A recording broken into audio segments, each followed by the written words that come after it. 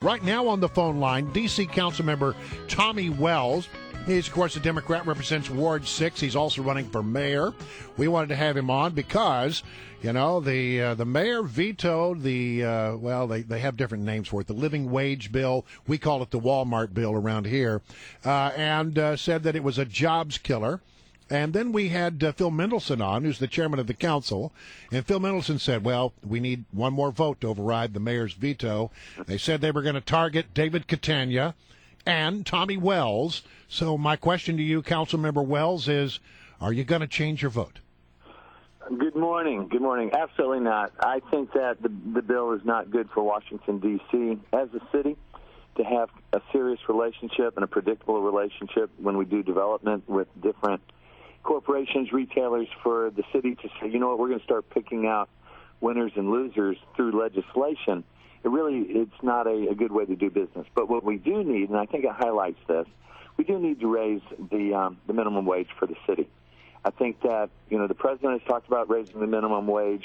Raising minimum wages in other cities across the country that recognizes that the basic wages for our residents and our citizens have not been raised for quite a while. So that's what I'm going to focus on.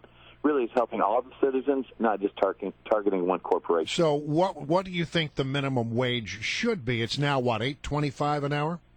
Right, it's $8.25 nationally. D.C., it's $9.25.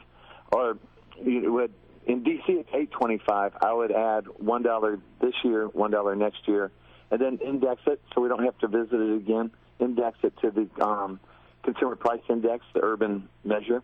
So it would go up as the cost of living goes up. All right, but here's my question. Are you trying to have it both ways? Because here you're able to support Walmart, but, well, you know, the criticism would be, let me finish. The criticism might be made, well, okay, but he doesn't care about the little guy.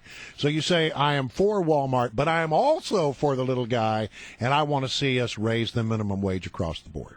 Well, I think the way you frame it is the way that a lot of people would like to frame it, that this is a referendum on Walmart. I really don't think that's the way to legislate, to make a referendum on any corporation, because, again, the bill says, okay, if you're 75,000 square feet or larger, if you make $1 billion, then you have a different wage if you come into the district. And it really doesn't go into effect on current retailers that qualify for 4 years. So if Walmart does not add stores, if it really does nothing for the city for about 4 years, then what that is, it really is just a referendum on stores like Walmart, but it's not a referendum how to help the residents of the city. Right. I think that you're right, though. I think this is the Walmart bill.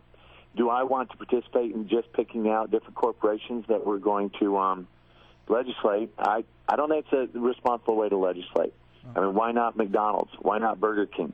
Just because their stores are not all in one place for 75,000 square feet, they make $1 billion.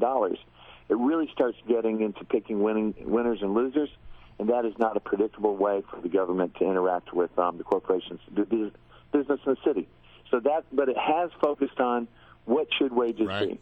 Well, Councilmember Wells, Dan Bungie here. Let me ask you a question. You mentioned picking winners or losers. Aren't we doing that by bumping up the minimum wage? You're basically, the economic data on minimum wage is pretty conclusive. I mean, you can read it as well as I can. Google's the ultimate polygraph test.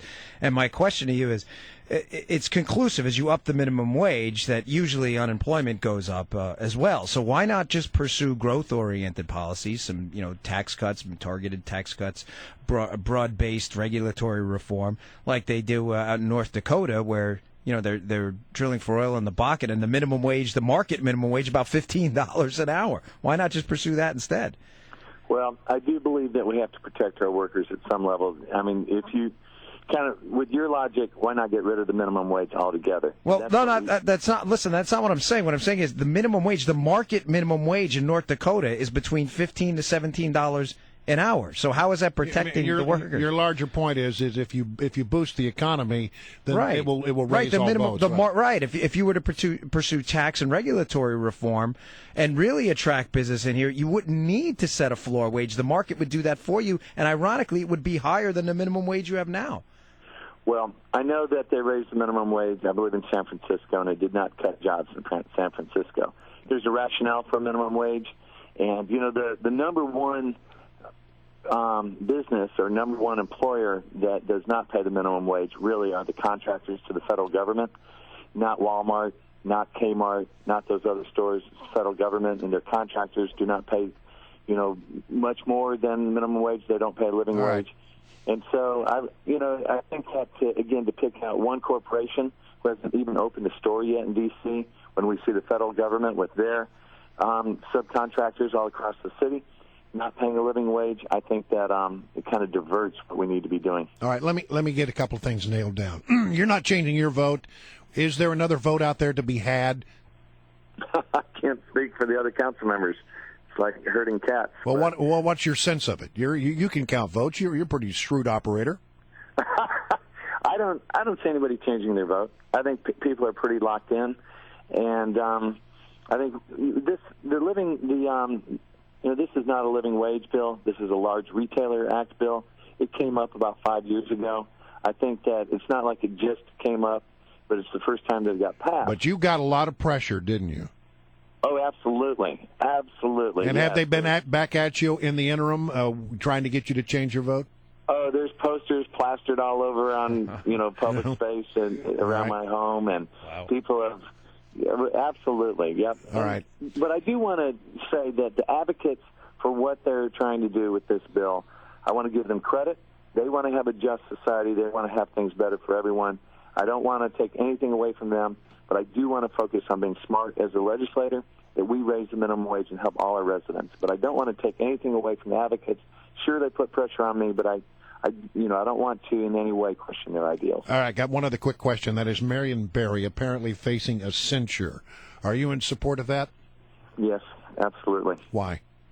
Well, not just Marion, but the council has gone a whole wave of corruption and certainly a crisis of ethics in our elected government, and we can't give anyone a pass. I think we've undermined the confidence that our government can function in a way without being corrupt. It's really, I think there's a crisis of corruption in the city council and with our elected government. So I think we have to act and show that we're paying attention. Well, D.C. Councilmember Tommy Wells, Democrat representing Ward 8, running for mayor. Ward 6. I'm sorry, I said 8. I meant 6, excuse me. It's 6 and 8. They look alike when you have bad vision. Thank you, Councilman. Appreciate it. It'll include Ward 8. There you go.